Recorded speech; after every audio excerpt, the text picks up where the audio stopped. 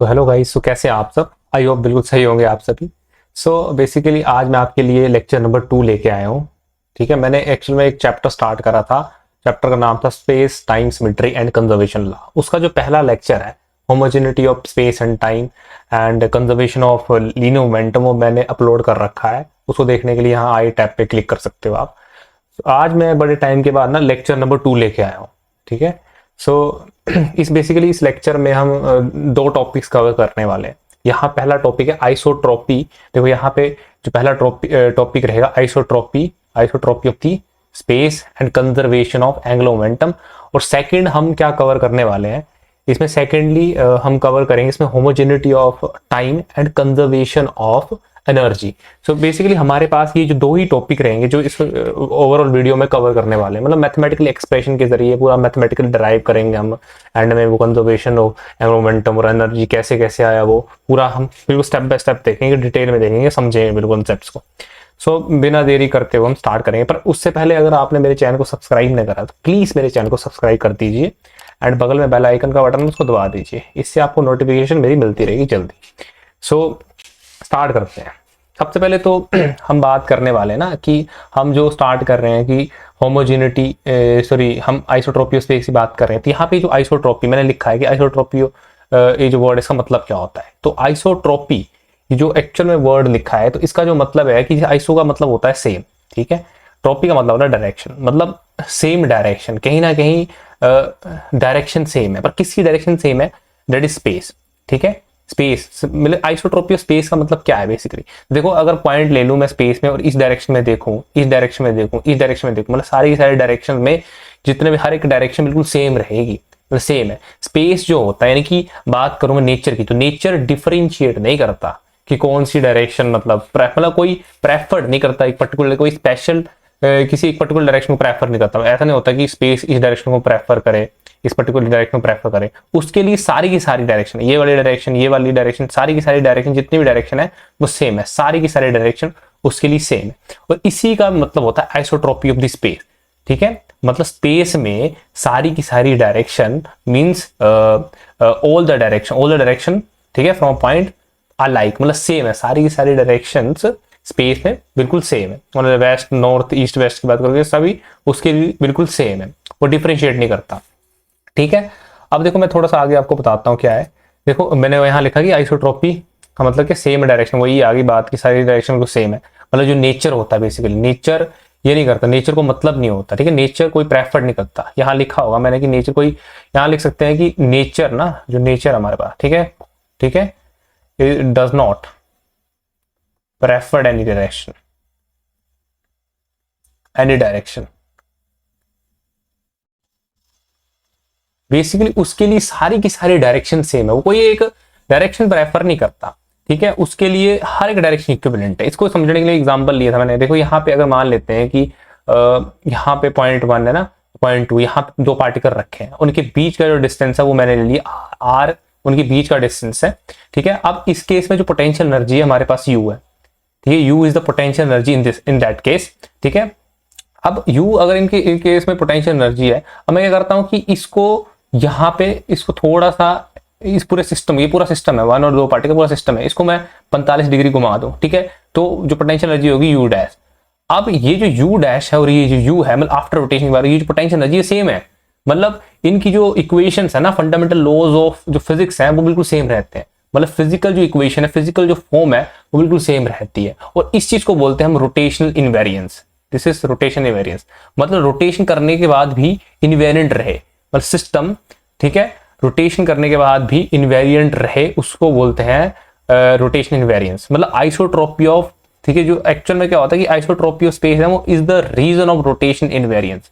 बोलने का मतलब क्या है कि आइसोट्रॉपी, देखो आइसोट्रॉपी की वजह से क्या हो रहा था, ये जो हमारे पास आइसोट्रॉपी थी ना, ठीक है, आइसोट्रॉपी ऑफ स्पेस, इसकी वजह से क्या हो रहा, ये जो आइसोट्रॉपी स्पेस थी इसकी वजह से सारी साइड डायरेक्शन सेम थी, ये डायरेक्शन भी सेम थी, ये डायरेक्शन भी सेम थी, ये डायरेक्शन भी सेम थी। तो बोलने का मतलब देखो वही हमने ये डायरेक्शन ली, इंटरेक्शन ले लिया है। ठीक है। अब इसको थोड़ा सा रोटेट कर दिया मैंने। ठीक है। रोटेशन की वजह से क्या हुआ कि मैंने डायरेक्शन बेसिकली चेंज कर दी, बट डायरेक्शन तो सेम है, डायरेक्शन तो सेम है, ये डायरेक्शन भी सेम है। ठीक है। जो डायरेक्शन भी सेम है, मतलब बोलने का मतलब इस डायरेक्शन में अगर मान लेते हैं कि इस डायरेक्शन में कोई मैं बॉल फेंकता हूँ, ठीक है ना, कोई मान लेते हो बॉल फेंकते हो इस डायरेक्शन में, ठीक है, तो वहां पे ग्रेविटी का लो लगेगा, ग्रेविटी लो लगेगा यहाँ पे, ठीक है, इस डायरेक्शन में ग्रेविटी का लो लगेगा, ठीक है। तो दोनों डायरेक्शन में ना, जब यहां से फेंकू इस डायरेक्शन में, यहाँ भी फेंकू, दोनों डायरेक्शन में बिल्कुल सेम तरीके से बॉल नीचे गिरेगी, मतलब ग्रेविटी का लो चेंज नहीं करेगा, ठीक है। जो ग्रेविटी, जो फंडामेंटल इक्वेशंस है ना, उनकी फॉर्म जो है, इक्वेशंस की फॉर्म चेंज नहीं करती है, ये बोलने का बेसिकली मतलब है यहाँ पे, ठीक है। तो हम बोल सकते इंटरेक्शन, जैसे यहाँ पे मैंने लिखा कि हमारे पास जो पोटेंशियल एनर्जी होती है वो इंटरेक्शन, ठीक है, पोटेंशियल बेसिकली इंटरेक्शन को बताता है, इंटरेक्शन बेसिकली आपके फोर्स को बताता है, ठीक है। और जो फोर्स है हमारे पास वो फिजिक्स, मतलब फोर्स एक्चुअल फिजिकल इक्वेशन है, मतलब फोर्स जो फंडामेंटल लॉज है ना एक्चुअल में इक्वेशन है वो चेंज नहीं करती है, ठीक है। तो यही बोलने का मतलब है। आगे तो आपको थोड़ा और बताता हूँ मैं। देखो यहाँ पे मैंने लिखा कि आइसोट्रोपी, यहाँ पे एक बात है कि आइसोट्रोपी जो स्पेस है वो नेचर प्रॉपर्टी है, वो नेचुरल प्रॉपर्टी है, ठीक है, नेचर की प्रॉपर्टी है। अब मैंने लिखा था पीछे कि isotropy is the result, sorry, is the reason of this rotational invariance. मतलब रोटेशन इनवेरियंस बेसिकली क्या है कि आपने रोटेट करा और फिजिक्स की इक्वेशन वो चेंज नहीं करी, ठीक है जी, फंडामेंटल लॉज ऑफ फिजिक्स वो चेंज नहीं करे। जैसे ग्रेविटी मैंने एग्जांपल दिया ना, आप इस डायरेक्शन में बॉल को फेंको या इस डायरेक्शन में, तो दोनों में फोर्स जो इक्वेशन लगती है ना, force equal to m a, यहाँ पे भी ये वाली फोर्स इज इक्वल टू यही लगेगी, मतलब ठीक है, एम जी, ये मतलब ये इक्वेशन लगेंगी, इक्वेशन की फॉर्म चेंज नहीं करेगी, ये बोलने का मतलब है, ठीक है। तो रोटेशन इनवेरियंस अगर आप किसी सिस्टम का करते हो, जो आपने पीछे पोटेंशियल एनर्जी बड़ा लिया था हमने, दो एग्जांपल सिस्टम का करते हो, ठीक है, तो बोलने का मतलब है कि इसकी वजह से ये आया, स्पेस इज स्पेस आपका आइसोट्रोपिक था, ठीक है, जिसकी वजह से अगर ये जो स्पेस जिसकी वजह से रोटेशन इनवेरियंस आया। अब देखो, अब मैं और बताने वाला कि अगर स्पेस अगर आपका आइसोट्रोपिक है ना, जिसकी वजह से क्या होता है कि टोटल जो नेट फोर्स है ना वो जीरो होती है, मतलब क्योंकि स्पेस क्या करता है, कोई डायरेक्शन प्रेफर नहीं करता है, उसके लिए सारी सारी डायरेक्शन इक्विवेलेंट है, उसका मतलब नहीं इस डायरेक्शन में फोर्स लगाऊंगा, इस डायरेक्शन वो उसके लिए बराबर है सारी डायरेक्शन, तो कोई फोर्स नहीं लगाता किसी भी, मतलब स्पेस खुद से कोई फोर्स नहीं लगाता, जिसकी वजह से क्या होता है कि अगर घुमाने वाले में केस में क्या होता है कि टॉर्क की बात करेंगे हम, ठीक है, तो कोई फोर्स नहीं है, यानी कि टॉर्क नहीं है, जब घुमाने की बात करेंगे ना एंगुलर मोमेंटम, तब हम टॉर्क की बात करते हैं, जब लीनियर मोमेंटम शिफ्ट करने की बात करते हैं तब हम फोर्स की बात करते हैं, यानी कि रोटेशन की जब बात होगी ना तब हम एंगुलर मोमेंटम की बात करेंगे, और जब शिफ्ट की बात होगी, शिफ्ट करने की बात होगी ना, तब हम लीनियर मोमेंटम की बात करेंगे, ठीक है। तो बोलने का मतलब है कि आपका हमारे पास ये टोटल नेट जो टॉर्क है हमारा वो जीरो रहेगा, ठीक है, टॉर्क आपका जीरो रहेगा, इस केस में टॉर्क आपका जीरो रहेगा, ठीक है। तो स्पेस, ठीक है, खुद से कोई टॉर्क नहीं लगा, space do not give any torque, कोई खुद से कोई टॉर्क नहीं लगाता, उसके लिए सारी की सारी डायरेक्शन सेम है, ठीक है। तो ये मतलब ओवरऑल जो मैंने बताया था वही करना था।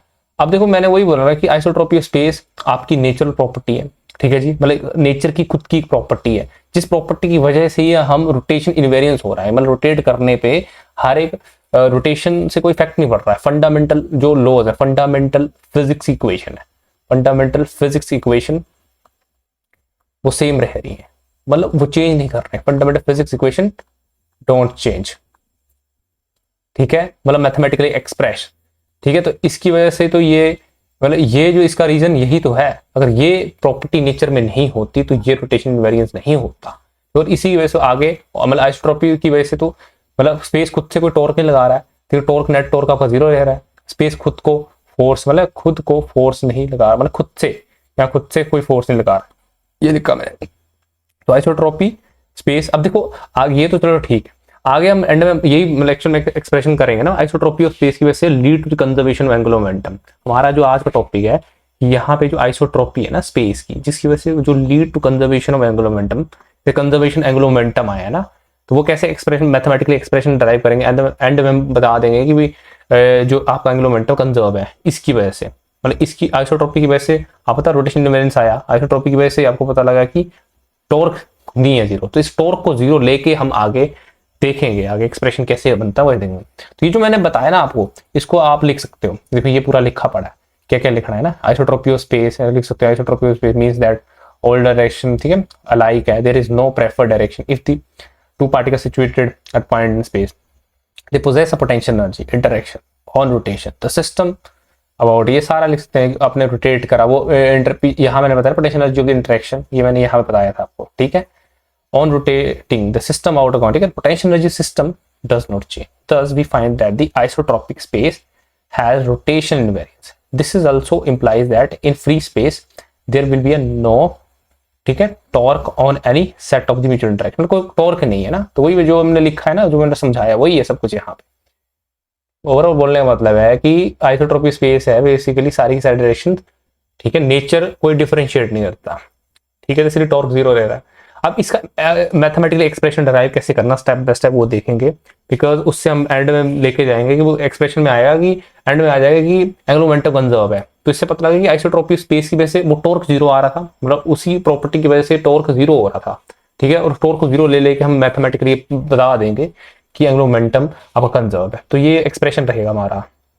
देखो तो ये देखो यहाँ पे कैसे आपने स्टेप बाय स्टेप, ये एक्सप्रेशन यहाँ से स्टार्ट है, हमने कैसे ड्राइव करना है देख लेना, यहाँ पे पूरा कर रखा है कि भाई अगर दो यहाँ पे ये पहला पॉइंट ले लिया था, ये दूसरा पॉइंट मैंने ले लिया, ठीक है, तो यहाँ पे जो पहला पॉइंट जो लिया ना यहाँ पे, ठीक है, और यहाँ पे सेकंड पॉइंट लिया, पी पॉइंट बोलूंगा इसको, this is P point, this is Q point, ठीक है, तो पी पॉइंट और क्यू पॉइंट है, और यहाँ पे इसके पोजीशन वेक्टर है, ये जो लिखा है आर ई आर टू इसका पोजीशन वेक्टर है सेकंड वाले का, ठीक है, आर वन इसका पोजीशन वेक्टर फर्स्ट वाले का, ये ओरिजिन है, ये हमने एक्स एक्सिस ले, सॉरी हमने एक फ्रेम ले लिया है, this is the frame of reference, हमने फ्रेम ऑफ रेफरेंस ले लिया और कुछ नहीं करा, फ्रेम ऑफ रेफरेंस ले लिया, ठीक है, तो वही लिखा हमने कि कंसीडर सिस्टम कंसीडर करा, ठीक है, of two particle 1 and 2 having position vector उसका r1 है, r1 r2 है रिस्पेक्टिवली लिखा है from the origin as shown figure, ठीक है। लेट द सिस्टम जो कैपेबल है रोटेटिंग की अबाउट, अब ये जो ओरिजिन की बात थी ना यहाँ पे, ओरिजिन,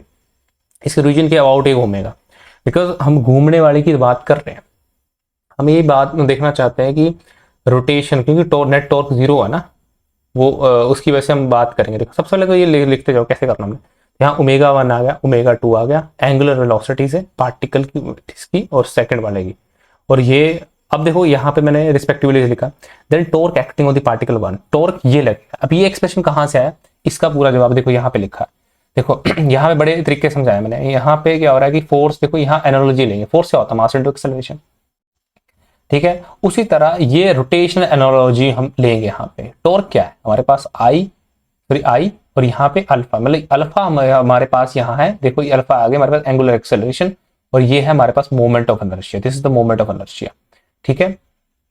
अब उसका सेम एनालॉजी, जैसे यहाँ पे मास होता है तो मास यहाँ पे लिख सकते हैं कि लीनियर एक्सेलरेशन होती है, उसी तरह ना ये ए तो लीनियर एक्सेलरेशन, मास तो आपका आ गया, ठीक है, यहाँ पे मोमेंट ऑफ इनर्शिया आ गया आई, और अल्फा आ गया आपका एंगुलर एक्सेलरेशन, ठीक है। नाउ यहाँ सेम फॉर्मूला देखो, टो इज इक्वल्स टू आई और अल्फा लिखा, इसी तरह देखिए सेम फॉर्मूला लिखा है, tau is equals to I alpha, ठीक है। अब देखो आई अल्फा को देखो यहाँ पे मैंने लिखा है कि एक्सेलरेशन के जैसे डी वी अपॉन डी होता है, वेलोसिटी होता है, उस तरह अल्फा क्या होता है आपका angular acceleration, D omega by D T होता है, तो डी ओमेगा लिखा है यहाँ ओमेगा बाई, ठीक है, तो यहाँ से एक्सप्रेशन आया बेसिकली, ये लग जाएगा आपको पता, ठीक है। उस तरह सिमिलरली मैंने torque acting on the particle 2 के लिए लिखा, तो ये आ गया आपका, ठीक है, आई टू डी ओमेगा, ठीक है। सिमिलरली आगे देखो कुछ नहीं करा हमने आई डायरेक्शन ड्राइव करा कि I1 देखो I2 are the movement of inertia of the particle 1 particle 2, जो मैंने निकाला था ना I1, ये I1 था, ठीक है जी, ये I2 था, ठीक है, और अल्फा आपका एंगुलर एक्सेलरेशन, ठीक है। सिंस स्पेस आपका आइसोट्रोपिक था, हमने बात करी से आइसोट्रोपिक, नेट टॉर्क आपका सिस्टम पे जीरो हो रहा था, पीछे हमने टॉर्क की वैल्यू जीरो आई थी, क्योंकि आपका जो आइसोट्रोपिक था, आइसोट्रोपिक क्या था, स्पेस इज योर आइसोट्रोपिक, तो नेट टॉर्क मतलब स्पेस खुद से कोई टॉर्क नहीं लगाता, उसके लिए सारी की सारी डायरेक्शन, ऑल डायरेक्शन उसके लिए सेम, भाई सारी की सारी डायरेक्शन सेम है उसके लिए, खुद से कोई डायरेक्ट टॉर्क लगाता, तो नेट टॉर्क आपका इसका और इसका जीरो रहेगा, सिंपल। अब इक्वेशन 1 और 2 का यूज करेंगे हम, देखो यहाँ टॉर्क की उसी का तो यूज करा, आइसोट्रोपिक होता है, आइसोट्रोपिक है स्पेस, इसकी वजह से टॉर्क आपका जीरो आ रहा है, ठीक है। तो अब देखो यहाँ पे ये पहली और ये देखो इक्वेशन हम यूज करेंगे, देखिए ये पहली थी मेरे पास और ये इक्वेशन 2 थी, इन दोनों इक्वेशन का यूज करेंगे हम, जिसमें पुट कर दिया इक्वेशन पूरा का पूरा एक्सप्रेशन, देखो यहाँ पे लिख सकते पूरा एक्सप्रेशन उठा के यहाँ पे रख दिया, ठीक है, यहाँ पे दूसरे पे रख दिया, ठीक है, और यहाँ पे कुछ नहीं कराया कि ये डी बाई डी टी आ गया, और ये आई ओमेगा 1 आ गया, कैसे आया, क्योंकि ये डी बाई डी टी को बाहर ले लिया ना, ये पूरा अंदर, ये दोनों बच गए, ये दोनों यहाँ अंदर बच गए, तो इसको अंदर ले लिया, यहाँ 0 आ गया। अब कुछ नहीं करा, अब इनको इंटीग्रेट करा, integrating on the both side, जिसकी वजह से यहाँ पे इंटीग्रेशन यहाँ पे स्टार्ट हुआ, यहाँ पे जब इंटीग्रेशन करते हैं तो यहाँ पे कांस्टेंट आ जाता है, यहाँ पे कांस्टेंट आ जाता है, यहाँ ये जो चीज है डिफरेंशियल इंटीग्रेशन आपस में कैंसिल आउट हो गए। फाइनल हमारा एक्सप्रेशन आ गया, ये L1 होता है और ये L2 आ गया। जैसे मोमेंटम होता है ना, एम वी होता है मास इनटू वेलोसिटी, इस तरह से एंगुलर मोमेंटम क्या होता है, ये moment of inertia multiply angular velocity, तो वो एक्सप्रेशन आ गया। तो यही जो एक्सप्रेशन जो हमने निकाला पीछे, ऐसे एडिट आ गया, मतलब this is the law of conservation. ध्यान से देखें तो ये लॉ ऑफ कंजर्वेशन मोमेंटम है। तो हम कहां से चले थे, हम आइसोट्रॉपी ऑफ स्पेस, जिसकी वजह से आपको पता था कि मैथमेटिकली, मतलब इसी चीज को मैथमेटिकली बोलेंगे रोटेशनल इनवेरिएंस। इसी प्रॉपर्टी की वजह से मैथमेटिकली हम रोटेशनल इनवेरिएंस, मतलब फंडामेंटल लॉज किसी भी डायरेक्शन देखें तो इक्वेशन चेंज नहीं करती। अब देखो वही हम देख रहे हैं कि टॉर्क 0 हुआ, कि अगर स्पेस, अगर आपको पता ना स्पेस था आइसोट्रॉपिक, स्पेस इज आइसोट्रॉपिक, जिसकी वजह से टॉर्क आपका 0 हो रहा था। ठीक है, तो वही आ गया, तो मतलब यही पहुंच गए हम। एक्सटर्नल टॉर्क यहाँ पे 0 लिखा, और कुछ नहीं है, जिससे मतलब एंगुलर मोमेंटम का कंजर्व रहता है। यहाँ लिखा है कि hence low conservation of the angular momentum is direct consequences of isotropy. मतलब ये जो कंजर्वेशन एंगुलर मोमेंटम है ना, किसका कॉन्सिक्वेंसेज है, अगर स्पेस आइसोट्रॉपिक था ना, जिसकी वजह से रोटेशन इनवेरिएंस था, जिसकी वजह से टॉर्क 0 था, टॉर्क में एक्सप्रेशन पुट करके हमने एंड में तक पहुंचे, पर उसी की वजह से, उसी के परिणाम स्वरूप, उसी के कॉन्सिक्वेंस में रिजल्ट, उसी का रिजल्ट है कंजर्वेशन ऑफ एंगुलर मोमेंटम। अब देखो हम भी conclude that the rotation invariance leads the law of conservation of momentum. उसी तरह देखो rotation invariance, because rotation invariance कैसे हुआ, इसकी वजह से। अब इसकी वजह से आइसोट्रॉपी की वजह से आपको पता है कंजर्वेशन ऑफ मोमेंटम आ रहा है, तो इसकी वजह से तो आएगा कंजर्वेशन ऑफ मोमेंटम, क्योंकि इसकी वजह से ये है, तो इसकी वजह से आएगा, इसकी वजह से आएगा, तो इसलिए लिखा है कि we conclude the rotation invariance leads the law of conservation of momentum. तो वही लिखा है कि भाई आइसोट्रॉपिक तो आपका सॉरी 0 होगा, और इसलिए एल आपका कांस्टेंट है। तो बेसिकली ये था, ये सारा एक्सप्रेशन था। मतलब इस तरह से आपने पेपर में करके आना, पेपर में कुछ नहीं करना आपने, ये सारी चीजें लिखनी है, सारी ये नहीं लिखना है, यहाँ से स्टार्ट करना है, यहाँ से ये सारी चीजें लिखनी है आपने, ये जो लिखा है ना, ये सारी चीज लिखनी है। उसके बाद ये तो नहीं लिखने की जरूरत है, और उसके बाद ये यहाँ से एक्सप्रेशन स्टार्ट करना है, यहाँ से अपना एक्सप्रेशन स्टार्ट करके पूरा लिख देना है, ये पूरा का पूरा लिख देना अपना सारा का सारा, यहाँ एंड तक, यहाँ तक लिख देना। ठीक है, ये सारा सारा लिखना आपने, ये सारा सारा आपने लिख देना है, ये समझाने के लिए था, यहाँ से स्टार्ट करना है सारा। अगर डेफिनेशन वगैरह पूछे तो कुछ भी ना, इस तरह से लिख देना। तो चलिए अब नेक्स्ट चलते हैं, अब स्टार्ट करते हैं नेक्स्ट ना, homogeneity of time and conservation of energy. So basically अब ये एक्सप्रेशन देखते हैं, मतलब कैसे अब बात करते हैं। पहले तो मैंने बात करी थी कि आइसोट्रॉपी ऑफ स्पेस हम बात कर रहे हैं, जिससे lead to conservation of angular momentum. अब बात करेंगे homogeneity of time and conservation of energy, और वैसे ही करेंगे जैसे आइसोट्रॉपी ऑफ स्पेस की वजह से आपको क्या मिला, कंजर्वेशन ऑफ एंगुलर मोमेंटम, उसी तरह होमोजेनिटी ऑफ टाइम की वजह से आपको कंजर्वेशन ऑफ एनर्जी मिली, ऐसा एक्सप्रेशन मिलेगा एंड में, बिल्कुल सेम टू सेम। पर पहले समझ लेते हैं कि होमोजेनिटी ऑफ टाइम का मतलब क्या होता है, तो पहले इसको समझते हैं ना। तो सबसे पहले तो मैं इसको, ये तो लिखा पड़ा है, इसको समझा देता हूँ क्या होता है। तो इसको समझाने के लिए थोड़ा सा हम पेरा चेंज कर लेते हैं, हम कलर वगैरह चेंज कर लेते हैं इसका।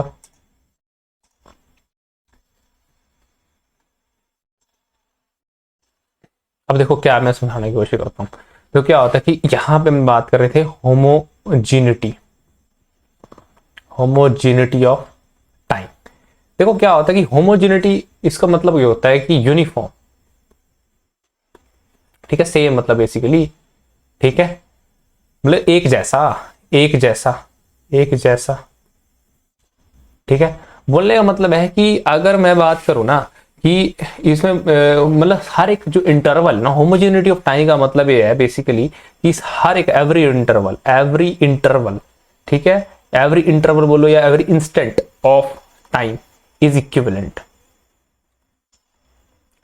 मतलब हर एक टाइम का जो इंस्टेंट है वो इक्विवेलेंट, एक जैसा, वो अलग नहीं है। अगर मान लेते हैं, इसको बोलने का मतलब है कि जो एक सेकंड है ना हमारे पास, एक सेकंड आज का ना, ठीक है, और पिछले कल का, ठीक है, और कल का, वो इक्विवेलेंट है, वो इक्विवेलेंट है, वो अलग अलग नहीं है। इसका बोलने का भी बोल सकते हैं कि जैसे मान लेते हैं आज आपने कोई एक्सपेरिमेंट करा, कोई फिजिक्स का एक्सपेरिमेंट करा इस मोमेंट ऑफ टाइम पे। मान लो आज के मोमेंट पे आपने, आज कोई मूवमेंट है उस किसी टाइम पे, टुडे आपने एक्सपेरिमेंट करा, फिजिक्स का एक्सपेरिमेंट करा आपने आज कोई, ठीक है। अब सेम ही एक्सप्रेशन अगर आप मान लेते हो कि एक साल बाद भी करोगे ना, ठीक है, तो मतलब एक्सपेरिमेंट करके आज मान लो आपका रिजल्ट मिला कुछ, ठीक है जी, सेम ही एक्सपेरिमेंट ना, सेम एक्सपेरिमेंट आप एक साल बाद करते हो तो उसका जो रिजल्ट है ना फिर भी वही सेम मिलेगा, सेम मिलेगा रिजल्ट, रिजल्ट अलग अलग नहीं मिलेंगे। वैसे टाइम के इंटरवल, सॉरी टाइम अलग अलग हो गया, मतलब यहाँ पे क्या हो रहा है कि आज एक तो आज बात कर रहे हैं, एक साल बात कर रहे हैं, तो फिर भी रिजल्ट सेम मिलेगा, ठीक है। मतलब टाइम क्या है, होमोजेनियस है, वो सेम है, यूनिफॉर्म है, वो अलग अलग नहीं है, वो इक्विवेलेंट है। मतलब आज का जो सेकंड है वो कल के सेकंड से अलग नहीं है, वो सेम है, ठीक है जी। तो that is the meaning of homogeneity of time. मतलब इसको भी बोल सकते हैं कि एक और तरीके से मैं इसको समझा सकता हूँ कि जैसे मान लेते हैं कि आज, जैसे मान लेते हैं कि यहाँ पे मैंने कोई बॉल है ना, आज मैंने टुडे आज कोई ये करता हूँ, मैं बॉल को फेंकता हूँ, मैंने बॉल फेंकी ना, यहाँ पे ग्रेविटी का लॉ लगा, लॉ ऑफ ग्रेविटी लगा ना यहाँ पे, ठीक है, force equals to m a, ठीक है, एम जी, मतलब ये ग्रेविटेशन फोर्स लगी बेसिकली, ठीक है, लो ग्रेविटी लगा यहाँ पे, ठीक है। तो आज मतलब ये जो इक्वेशंस हैं, जो फंडामेंटल इक्वेशंस है ना फिजिक्स की, fundamental equations, equations fundamental equations of physics, ठीक है। तो ये जो फंडामेंटल इक्वेशन ऑफ फिजिक्स है ना, ये चेंज नहीं करती है, ठीक है जी। इसको मैं कल फेंकू, टुमारो, टुमारो मान लो मैंने फेंका बॉल, बॉल को फेंका तो फिर भी वैसे ही गिरेगी, ठीक है जी। वो इक्वेशंस वो बिल्कुल सेम गिरेगी, मतलब सेम तरीके से होगा, जो भी होगा अलग नहीं होगा, कल भी वही एक्सप्रेशन लगेगा कभी, मतलब फंडामेंटल लॉज ऑफ फिजिक्स वो चेंज नहीं करते, जो बेशक टाइम अलग अलग हो रहा है, ठीक है, चेंज कर रहा है ना, पर वो फंडामेंटल फिजिक्स जो है ना वो चेंज नहीं करती, बिल्कुल वैसे तो है। जैसे आइसोट्रोपी में डायरेक्शन चेंज करने से फंडामेंटल लॉज चेंज कर, इसलिए टाइम को भी चेंज करने से ही, ठीक है, जो फंडामेंटल लॉज है ना, फंडामेंटल फिजिक्स है, fundamental physics not change, fundamental physics change नहीं करती है। अगर उसको भी मैं चेंज करूं तो ये बोलने का मतलब है न्यूटन के जो लॉ है ना, न्यूटन का लॉ, न्यूटन्स लॉ वो चेंज नहीं करते हैं, ठीक है जी, Newton's law do not change.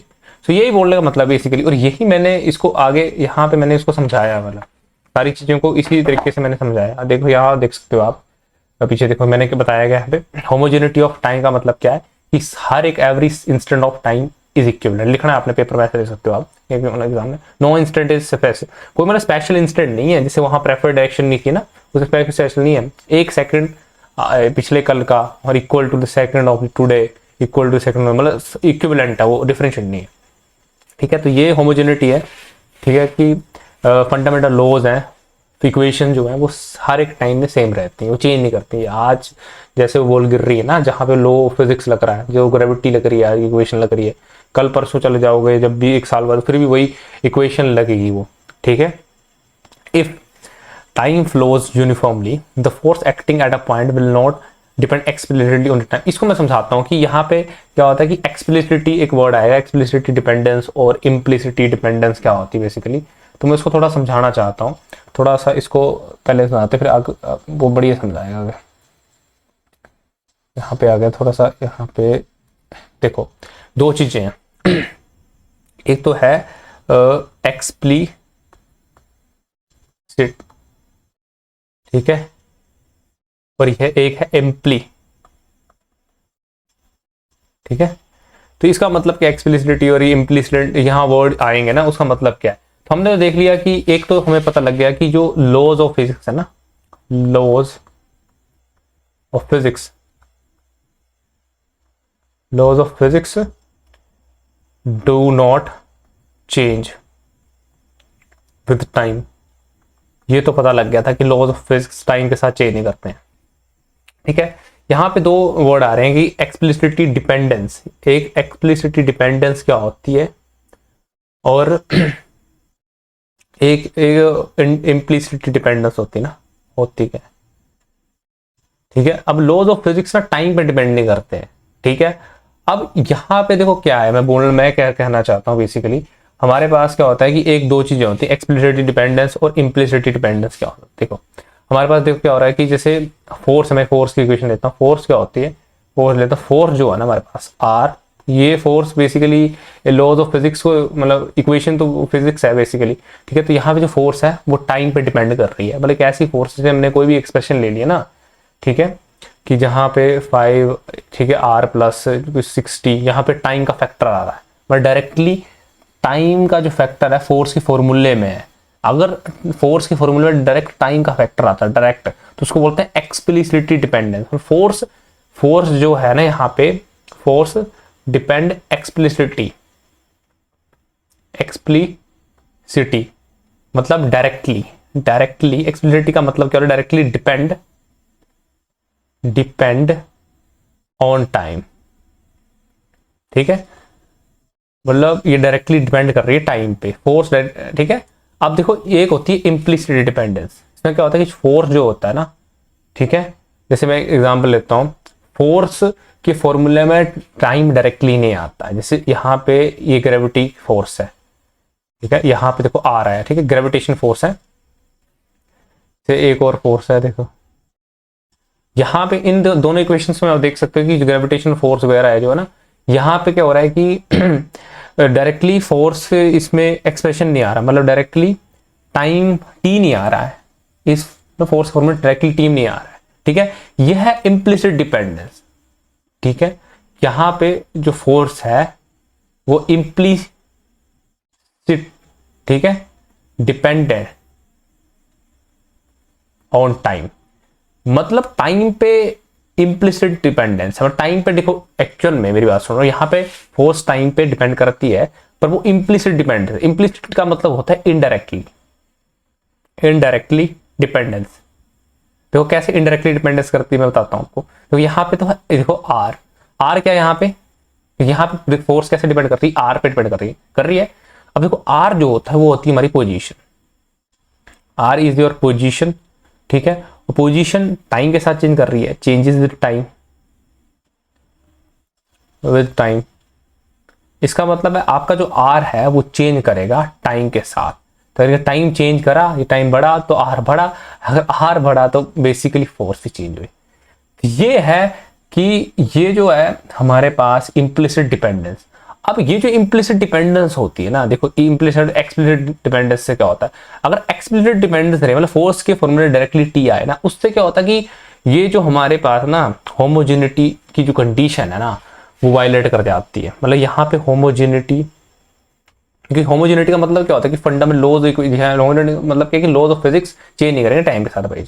ठीक है, तो होमोजेनिटी, ये जो है ना होमोजेनिटी टाइम को वायलेट करती है, ये जो एक्सप्लिसिटी फोर्स, क्योंकि फोर्स तो इक्वेशन बेसिकली इक्वेशन है, और उस इक्वेशन में टाइम का फैक्टर नहीं आना चाहिए, डायरेक्टली आएगा तो वो ये होमोजेनिटी ऑफ टाइम को वायलेट कर देता है। ठीक है, ये जो इम्प्लिसिट डिपेंडेंस है, इससे क्या हो रहा है बेसिकली, होमोजेनिटी ऑफ टाइम, या मतलब होमोजेनिटी टाइम जो है ना उसमें ये अलाउड है इम्प्लिसिट डिपेंडेंस, बिकॉज ये जो फॉर्म ऑफ ये इम्प्लिसिट डिपेंडेंस में अलाउड है। क्यों? इसका रीजन है कि इससे क्या हो रहा है कि जो फिजिक्स जो इक्वेशन है, जैसे मान लेते हैं ये जो मेरी इक्वेशन थी ना, इसमें इस इक्वेशन की जो फॉर्म है, फॉर्म चेंज नहीं हो रही है। ठीक है, बेसिकली टाइम पे डिपेंड है, इम्प्लिसिट डिपेंडेंस है, बट इसका होना नहीं होना है कि बराबर। बेसिकली ये जो फॉर्म है ये चेंज नहीं हो रही इससे। ठीक है, तो ये जो इम्प्लिसिट डिपेंडेंस है ये होमोजेनिटी टाइम में अलाउड है। ये जो एक्सप्लिसिट डिपेंडेंस है ये नहीं है, बिकॉज एक्सप्लिसिट में फोर्स की डायरेक्टली आ रहा है, डायरेक्टली टाइम आ रहा है। ठीक है, इम्प्लिसिट में टाइम ही नहीं आता है। और होमोजेनिटी का मतलब क्या होता है, लॉ ऑफ फिजिक्स। ठीक है, मतलब इक्वेशंस ऑफ फिजिक्स टाइम के साथ चेंज नहीं करेंगी, क्योंकि यहाँ पे टाइम का फैक्टर है ही नहीं बेसिकली। अगर देखो मान लेते हैं कि यहाँ टाइम फैक्टर होता, तो ये इक्वेशन अलग हो जाती और ये इक्वेशन और मतलब और टाइम जैसे चेंज होता है तो इक्वेशन की फॉर्म ही चेंज हो जाती। इसकी फॉर्म हमने सेम रखनी है, पता लग रहा है मैं बोलने का मतलब है, ठीक है। तो यहाँ पे इसलिए अलाउड है क्योंकि टी आई नहीं, टी वैसे टी के ना होने से फॉर्म सेम रह रही है भाई जी, फॉर्म की बात होती है। लॉज ऑफ फिजिक्स मतलब इक्वेशंस ऑफ फिजिक्स, ठीक है। लॉ ऑफ फिजिक्स का मतलब इक्वेशंस ऑफ फिजिक्स। एक्सेलरेटिव में टाइम का डायरेक्टली आता है, टाइम चेंज करता पूरी इक्वेशन की फॉर्म चेंज कर देगी यहाँ पे ना। दैट इज, ये पूरा इंपॉर्टेंट कंसेप्ट था और ये आपको समझना जरूरी है। अब देखो अब यहाँ में इसको समझ आ गया ना आपको, इजीली आपको पता लगेगा पीछे। देखो यहाँ पे मैंने ये करवाया था ना, देखो अब देखो यहाँ से स्टार्ट कर, ये जो आपने ये जो मैंने समझाई समझाने के लिए था, ये लिखना नहीं आपने, लिखना तो आपने यहाँ से स्टार्ट करना है। ये तो समझा दी थी होमोजेनिटी स्टेट। अब देखो इफ टाइम फ्लोज यूनिफॉर्मली, ठीक है जी, the force acting at a point will not depend explicitly on the time. मतलब आपकी जो फोर्स है ना, क्योंकि होमोजेनिटी टाइम में फोर्स जो होती है पॉइंट पे लग रही है ना, एक्सप्लिसिट डिपेंडेंस, उसकी जो डिपेंडेंस है एक्सप्लिसिटली ऑन द टाइम, ठीक है जी, विल नॉट डिपेंड एक्सप्लिसिटली, मतलब वो नहीं करेगी एक्सप्लिसिट डिपेंडेंस। अगर एक्सप्लिसिट नहीं करेगी तो कैसे करेगी डिपेंडेंस, इम्प्लिसिटी, इम्प्लिसिटी डिपेंडेंस होगी उसकी, ठीक है जी।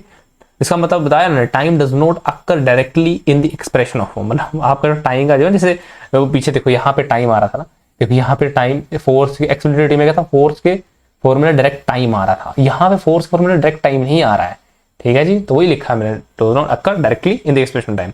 आगे क्या लिखा है, a conservation force is related to the potential energy U of the interaction between two points. देखो फोर्स जो कंजर्व फोर्स हो ना, ये फॉर्मूला होता है, मतलब कैसे फोर्स डायरेक्टली मतलब फोर्स और इसके पीछे रिलेशन क्या होता है, एंड पोटेंशियल एनर्जी का रिलेशन होता है, ठीक है। अब देखो अगर हमारे पास एक ऐसी फोर्स है, जो मैंने बात करी, फोर्स हमारे पास है जो एक्सप्लिसिट है, मतलब फोर्स की डिपेंडेंस है वो एक्सप्लिसिट नहीं है, एक्सप्लिसिटी डिपेंडेंस नहीं है, नहीं है ना, इसकी एक्सप्लिसिट डिपेंडेंस इसकी नहीं है, इसकी इम्प्लिसिट है, ये इम्प्लिसिट डिपेंडेंस है। अगर इसकी फोर्स की इम्प्लिसिट डिपेंडेंस है तो इसके, क्योंकि ये इसके साथ रिलेट कर रहा है, तो यानी कि ये जो पोटेंशियल एनर्जी होगी हमारे पास, जो पोटेंशियल एनर्जी होगी, ये जो पोटेंशियल एनर्जी मैंने लिखी, ये पोटेंशियल एनर्जी, ये भी इम्प्लिसिट डिपेंडेंस होगी।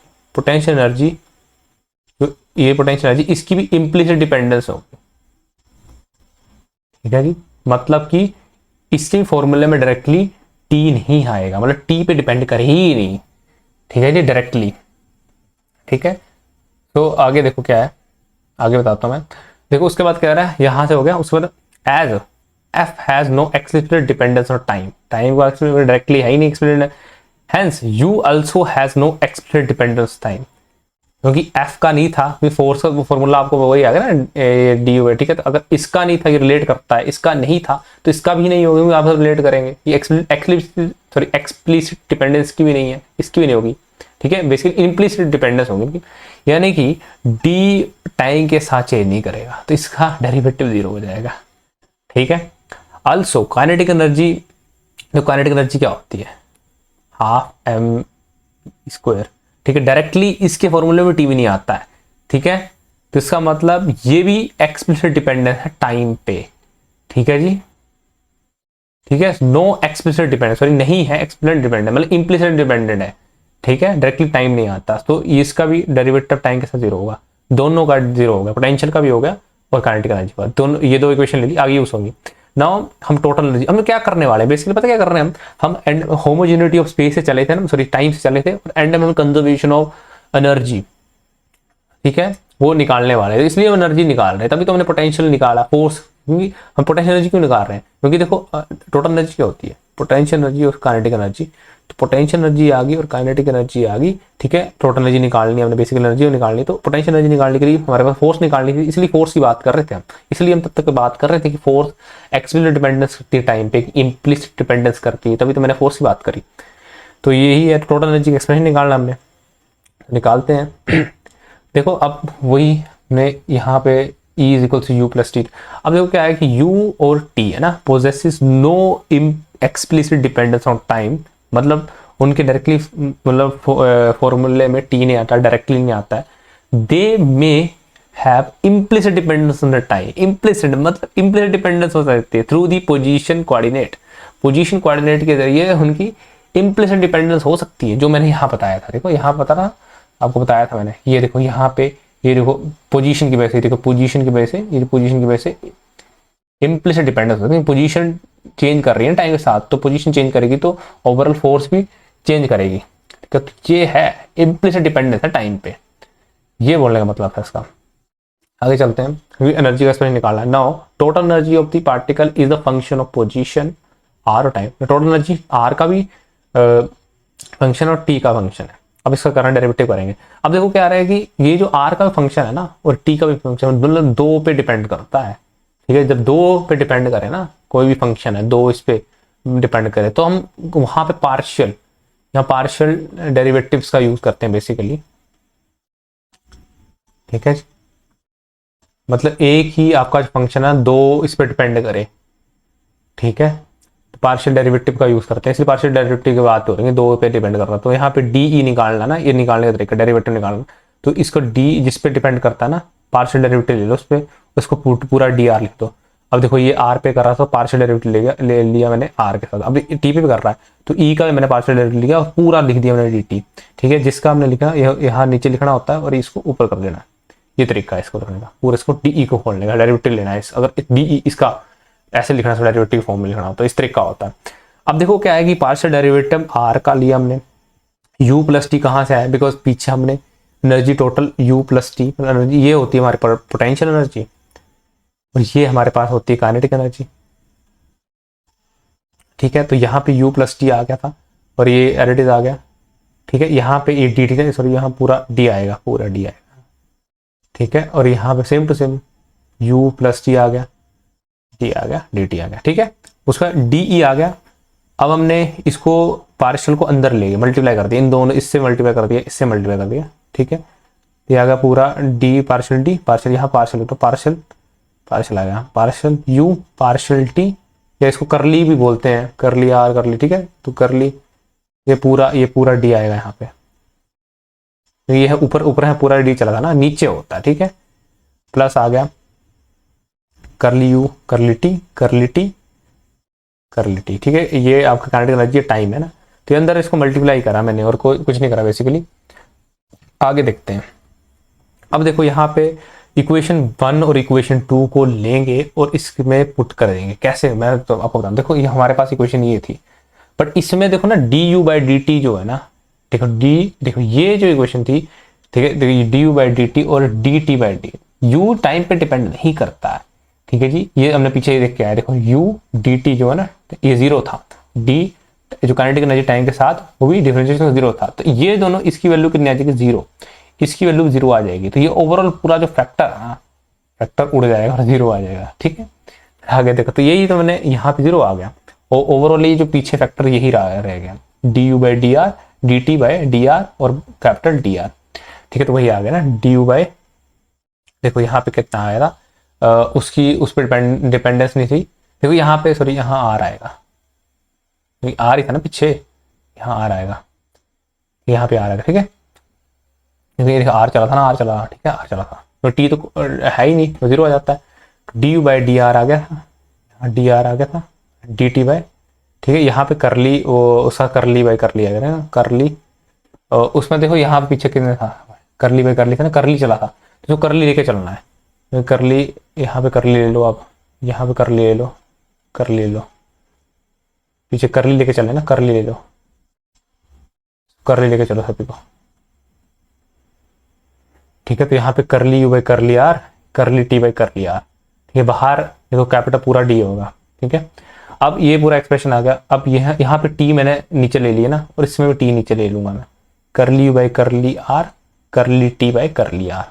अब क्या करूंगा मैं, यहाँ पे फोर्थ इक्वेशन है इसको, अब जो हमारे पास पहली इक्वेशन है उस पहली इक्वेशन को लूंगा। पीछे कौन सी इक्वेशन थी मेरे, पहली इक्वेशन मैंने बनाई थी यहाँ पीछे, इक्वेशन हमने रखी थी ना पीछे सबसे पहले इक्वेशन से, ये देखो फर्स्ट इक्वेशन थी ना, इसको फर्स्ट इक्वेशन थी। फिर आगे फर्स्ट इक्वेशन जो हमने ली, देखो ये, तो इस इक्वेशन को लिया इस तरह से, इसको हमने इस तरह से मैं मॉडिफाई थोड़ा आगे पीछे कर दी, माइनस इस तरफ लेके फिफ्थ इक्वेशन मैंने दे दी। अब क्या करूँगा मैं, D T by D are, ये जो हमारे पास, इसको थोड़ा सा रिजोल्व करेंगे। कैसे, क्योंकि ये जो टी था हमारे पास था काइनेटिक एनर्जी, टी तो हमारे पास थी kinetic energy half m v का स्क्वायर, डिफरेंशिएट जब टाइम इसको करेंगे आर के एस्पेक्ट में, तो हाफ तो एरिड रहेगा, 2 आगे आ जाएगा और एम तो एरिड रहेगा, ये कॉन्स्टेंट है ना, वी ये आगे ये, और साथ में इसको अगेन डिफरेंशिएट करेंगे टाइम के साथ, ये डिफरेंशिएशन आ गया इसका, ठीक है। तो यही एरिड ये नीचे लिखा है। अब यहाँ से 2 से 2 ये 2 और 2 खत्म हो जाएगा, जिसकी वजह से यहाँ पे ये एक्सपेंस आएगा D T by D are. क्यों निकाल रहे हैं, बिकॉज यहाँ ऊपर यहाँ पे इस पे पुट करना, हमने यहाँ पे पुट करना ना, इसीलिए इसको निकाल रहे हैं। चलो आगे करते हैं। अब देखो हमारे पास हमने इस ये ले दिया, मैंने 6th इक्वेशन इसको नाम, इसको 5th दे दिया, इन दोनों इक्वेशन को पुट करना है, ठीक है। बिकॉज ये करली यू बाई करली आर, हमें 2 वैल्यूज चाहिए, करली यू बाई करली आर और करली टी बाई करली आर। करली यू बाई करली आर की ये देखो इसके इक्वल है, ठीक है, और करली टी बाई करली आर ये ओवरऑल इसके इक्वल है। तो दोनों वैल्यूज आई, यानी कि इस इक्वेशन को इस पे पुट कर देना, कर लेते हैं। So D E by D T जो एक्सप्रेशन था पीछे, ये जो एक्सप्रेशन था 4th वाला इक्वेशन का, इसमें माइनस एफ कर दिया मैंने, क्योंकि डी हमारे पास D U by D T इसकी वैल्यू से माइनस एफ आ गई थी, और यहाँ पे जो इसकी वैल्यू थी D T by D R, sorry D R, यहाँ आर था, इनकी वैल्यू जो ये थी पुट कर दिया रेडी। तो कुछ नहीं करना हमने, वेलोसिटी क्या होती है आपकी, पोजीशन, ठीक है, change in position with respect to time, ठीक है। तो यहाँ पे इसको खोल दिया, डी वी कैपिटल डी आ गया, और यहाँ पे ये कैंसिल आउट हो गया, इसको और मैंने इसको इसके साथ कैंसिल आउट कर दिया, और D V by D T आ गया। देखो D V by D T आ गया, D R by D T चला था। अब इसको पूरे को क्या बोलते हैं, बिकॉज एक्सेलरेशन आपकी क्या होती है, एक्सेलरेशन आपकी rate of change of velocity, ठीक है। तो एक्सेलरेशन यहाँ आ गया एम ए, ठीक है। अब इसको एम ए को आप फोर्स बोलते हैं, फोर्स एक्सप्रेशन आपको पता ना, मास इनटू एक्सेलरेशन, लेकिन ये कैंसिल आउट हो गया, ये हो गया 0, ये फैक्टर पूरा आ गया 0, ओवरऑल 0 आ गया।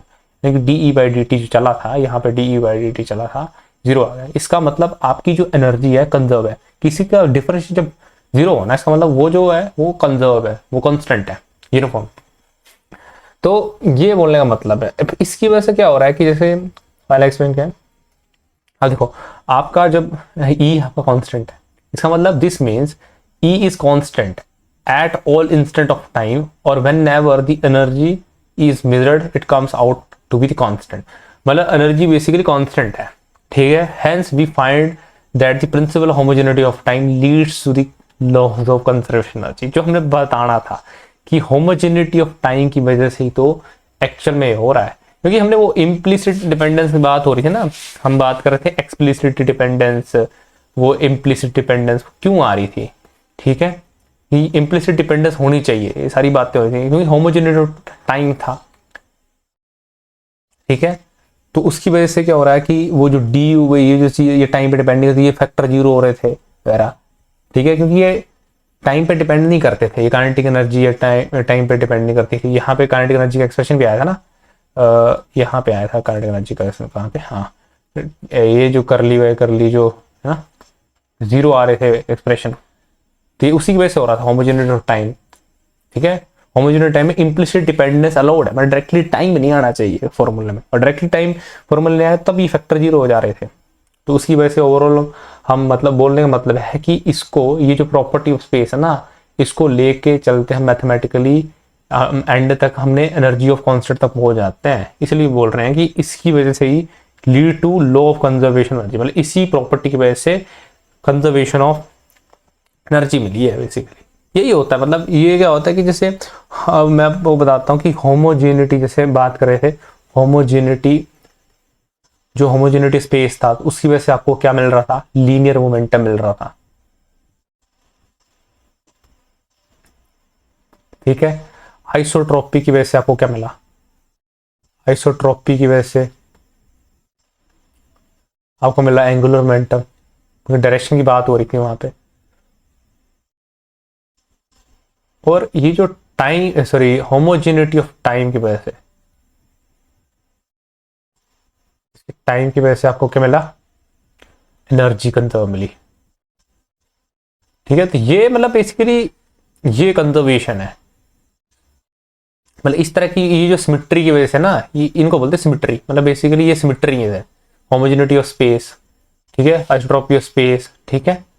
इस सिमेट्री की वजह से आपको ये कंजर्व, मतलब कि कोई ना कोई सिमेट्री, कोई ना कोई कंजर्वेशन को लीड कर रही है, ठीक है, ये बेसिकली नॉर्दर्न थ्योरम है, बेसिकली इसको ज़्यादा डिटेल में देखेंगे, पर स्टिल ये नॉर्दर्न थ्योरम है, बेसिकली यही नॉर्दर्न थ्योरम है। ठीक है, सो बस यही था हमारा बेसिकली आज लेक्चर। अगर आपको यहाँ पे आए ना एग्जाम में, तो आपने कहाँ से ये यहाँ से डेराइव करना स्टार्ट करना, मतलब डेरिवेशन यहाँ स्टार्ट करना ना, और बताता हूँ मैं, यहाँ से स्टार्ट कर लेना आपने। होमोजेनिटी ऑफ ये स्टार्ट है ना, यहाँ एक्सप्रेशन स्टार्ट करना होमोजेनिटी, जो भी आपने लिखा है आपको सब कुछ समझ आएगा। ये तो लिखने की जरूरत नहीं, समझाने के लिए था। अब ये पूरा लिख लेना है सारे एक्सप्रेशन, क्या क्या किस तरह से करा, पूरा सेम टू सेम लिख लेना, ये एंड तक यहाँ तक ले लेना है, तो यहाँ तक आपने कवर करना है, आपको ये पूरा एक्जेक्टली समझ आएगा।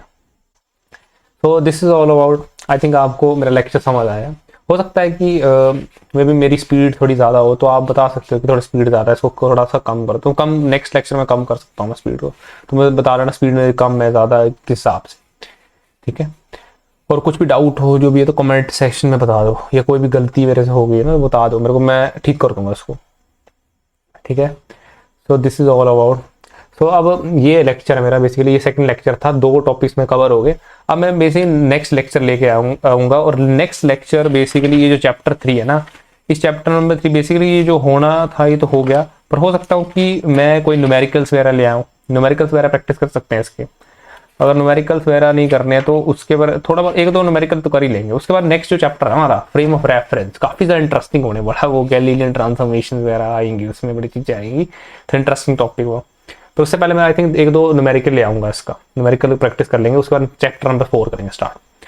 तो this is all about, so thank you so much guys।